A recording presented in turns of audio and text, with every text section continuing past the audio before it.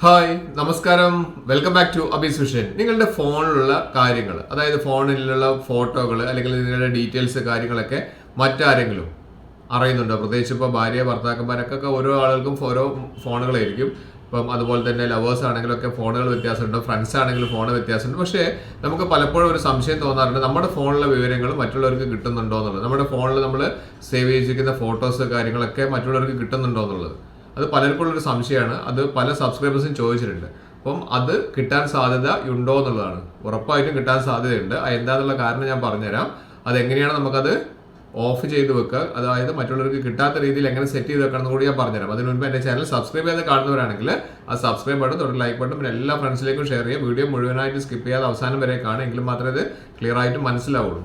നമ്മുടെ ഫോണിലെ രഹസ്യങ്ങൾ, അതായത് ഫോട്ടോസ്, ഡീറ്റെയിൽസ്, ഇങ്ങനത്തെ പല കാര്യങ്ങളും, ഡാറ്റാസ് ഒക്കെ മറ്റുള്ള ആളുകൾക്ക് കാണാൻ പറ്റുമോ എന്നുള്ളത് എല്ലാവർക്കും സംശയം. ആ ഒരു സംശയം തീർക്കാൻ, അതായത് പ്രത്യേകിച്ച് നമ്മുടെ ഫോട്ടോസ് ഇതൊക്കെ ഒരു ഇമെയിൽ ഐ ഡി, നമ്മുടെ ഇമെയിൽ ഐ ഡി മറ്റേതെങ്കിലും ഒരു ഫോണിൽ ലോഗിൻ ആയി കിടന്നു കഴിഞ്ഞാൽ അവർക്ക് കിട്ടും. അതെങ്ങനെ ഒഴിവാക്കുക എന്നുള്ളത് കാണിച്ചു തരാം. അതിനെ നമ്മൾ സെറ്റിംഗ്സിൽ ഒന്ന് ക്ലിക്ക് ചെയ്യാം. ഈ സെറ്റിംഗ്സ് ഒന്ന് ക്ലിക്ക് ചെയ്ത് കഴിഞ്ഞാൽ നമുക്ക് ഇങ്ങനെ താഴേക്ക് വന്നു കഴിഞ്ഞാൽ ഗൂഗിൾ എന്ന് പറയുന്ന ഓപ്ഷൻ കാണുന്നത് പലർക്കും ഉള്ളൊരു സംശയമാണ്. പലരും കംപ്ലൈന്റ് പറയാറുണ്ട്, എന്റെ ഫോട്ടോസ് മറ്റുള്ളവർക്ക് കിട്ടുന്നുണ്ട്, അതെങ്ങനെയാണ് ഒഴിവാക്കുക എന്നുള്ളത്. അപ്പൊ നമുക്ക് ഇവിടെ താഴേക്ക് വന്നു കഴിഞ്ഞാൽ ഗൂഗിൾ എന്ന് പറയുന്ന ഒരു ഓപ്ഷൻ ഇവിടെ കാണാൻ സാധിക്കും. ആ ഗൂഗിൾ ഓപ്ഷൻ ഒന്ന് ക്ലിക്ക് ചെയ്ത് കഴിഞ്ഞാൽ നമുക്ക് ഇതേപോലെ ഇന്റർഫേസ് ആണ് വരിക. ഇവിടെ നമുക്ക് നമ്മുടെ ഇമെയിൽ ഐ ഡി ഇവിടെ കാണാൻ സാധിക്കുന്നുണ്ട് അല്ലെ. അപ്പൊ നമുക്ക് ആ ഇമെയിൽ ഐ ഡി നമുക്ക് ഇവിടെ കാണുന്നുണ്ടെങ്കിൽ അതിന്റെ മുകളിൽ നമുക്കൊന്ന് ക്ലിക്ക് ചെയ്ത് കഴിഞ്ഞാൽ നമുക്ക് കുറെ ഇമെയിൽ ഐ ഡിസ് വേറെ നമുക്ക് ഉണ്ടെങ്കിൽ കാണാൻ വേണ്ടി സാധിക്കും. അതിൽ ഏത് ഇമെയിൽ ഐ ഡി ആണ് നിങ്ങൾക്ക് പ്രശ്നം ഉള്ളത് എന്നുള്ളത് നിങ്ങളൊന്ന് നോക്കി നോക്കുക. ഒരൊറ്റ ഇമെയിൽ ഐ ഡി മാത്രമേ ഉപയോഗിക്കുന്നുള്ളെങ്കിൽ ആ ഇമെയിൽ ഐ ഡി ആണ് നമ്മളെ പ്രശ്നക്കാരൻ. ഈ ഇമെയിൽ ഐ ഡി തന്നെയായിരിക്കും നിങ്ങളുടെ ഭർത്താവോ അല്ലെങ്കിൽ ഭാര്യയോ അല്ലെങ്കിൽ മക്കളോ അല്ലെങ്കിൽ മറ്റേതെങ്കിലും ഫ്രണ്ട്സിന്റെ ലോഗിൻ ആയി കിടക്കുന്നുണ്ടാവും. അത് ഒഴിവാക്കാൻ നമ്മൾ ചെയ്യേണ്ടത് ആ മാനേജിൽ ഒന്ന് ക്ലിക്ക് ചെയ്ത് കഴിഞ്ഞാൽ ഇവിടേക്ക് വന്നു കഴിഞ്ഞാൽ സെക്യൂരിറ്റി എന്ന് പറയുന്ന ഒരു ഓപ്ഷൻ കാണാൻ സാധിക്കുന്നില്ലേ? ആ സെക്യൂരിറ്റിയിൽ ഒന്ന് ക്ലിക്ക് ചെയ്ത് കഴിഞ്ഞാൽ നമുക്ക് താഴേക്ക് സ്ക്രോൾ ഡൗൺ ചെയ്ത് വന്നാൽ താഴേക്ക് വരിക. താഴേക്ക് വന്നു കഴിഞ്ഞാൽ നമുക്ക് ഇവിടെ കാണാം യുവർ ഡിവൈസസ് എന്ന് പറയുന്ന ഓപ്ഷൻ കാണാം.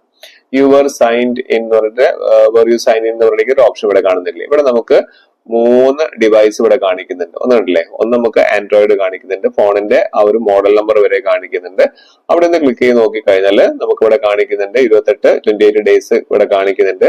അപ്പം അങ്ങനെ വരുന്ന സമയത്ത് ആ ഒരു ഫോണിലേക്കും കൂടി നമ്മുടെ ഈ പറഞ്ഞിരിക്കുന്ന കാര്യങ്ങൾ അവർക്ക് ഓപ്പൺ ചെയ്താൽ കാണാൻ വേണ്ടി സാധിക്കും. ഈ ഇമെയിൽ ഐ ഡി വെച്ചിട്ട് അവർക്ക് ഗൂഗിൾ ഫോട്ടോസ് വഴി നമ്മുടെ ഫോട്ടോസ് ഒക്കെ അവർക്കും ഷെയർ ആവും.